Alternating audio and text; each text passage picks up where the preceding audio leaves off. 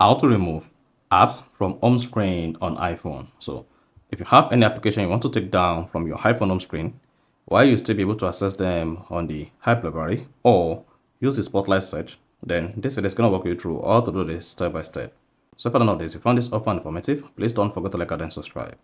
There is no need to hide the application from your home screen if you want to completely remove it. All you just need to do to remove the application from the home screen is go ahead, locate the application you want to remove.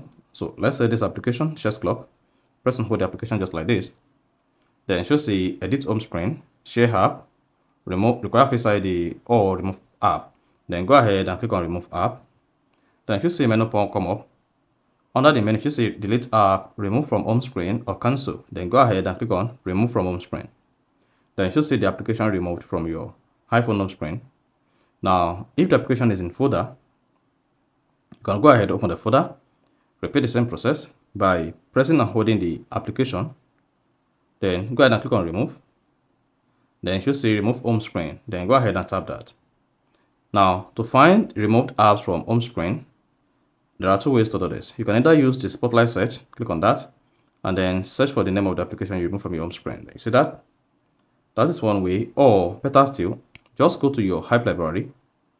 On the Hype library, then you can easily search for the app or scroll through the app to find the application you just removed. So that is basically how to remove apps from home screen on iPhone 12. So if you found this offer informative, please don't forget to like and subscribe.